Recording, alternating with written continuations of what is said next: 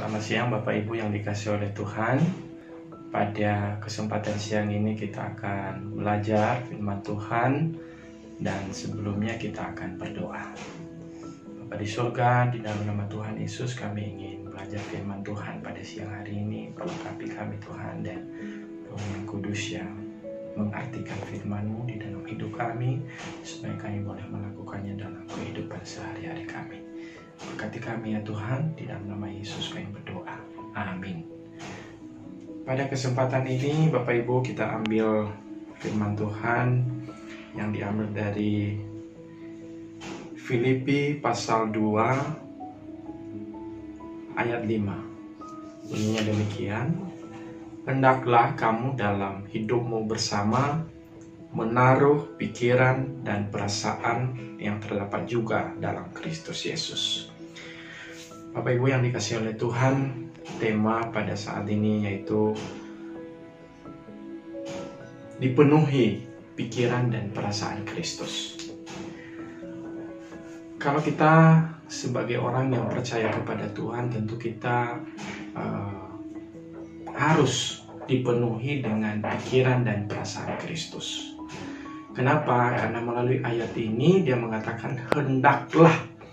Berarti dia memberikan satu instruksi supaya kita mau melakukan, dan supaya di dalam hidup kita ini ada pikiran dan perasaan yang terdapat dalam Kristus.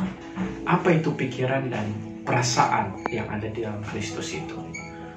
Tuhan Yesus datang ke dunia ini memikirkan manusia yang berdosa, dan dia mengambil keputusan sendiri apa yang harus dia lakukan supaya orang bisa diselamatkan karena dosa. Untuk itu dia mau datang ke dalam dunia ini dengan menjelma menjadi manusia. Kemudian dia melakukan pelayanan untuk menyampaikan kebenaran akan firman Tuhan. Tetapi bukan hanya sampai di situ. Dia rela mati buat kita semua. Dia rela turun bahkan sampai ke kuburan, sampai lebih dalam.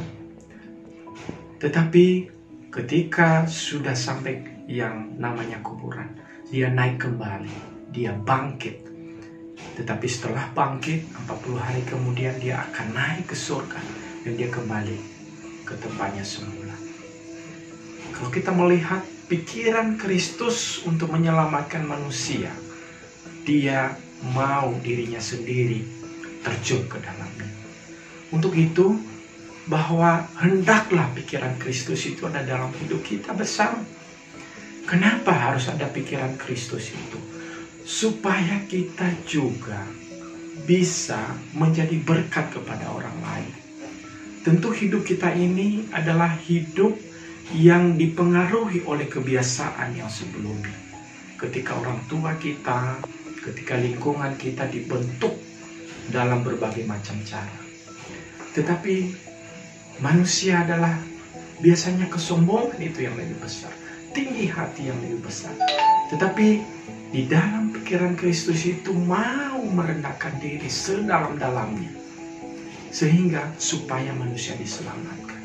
Untuk itu, di dalam hidup kita ini perlu kerendahan hati yang paling dalam, supaya kita sama seperti Kristus mati terhadap keinginan dunia ini, sehingga kita bisa menjadi berkat kepada orang lain, sehingga kita bisa menjadi penolong yang bisa mempengaruhi orang lain agar mereka juga percaya kepada Yesus.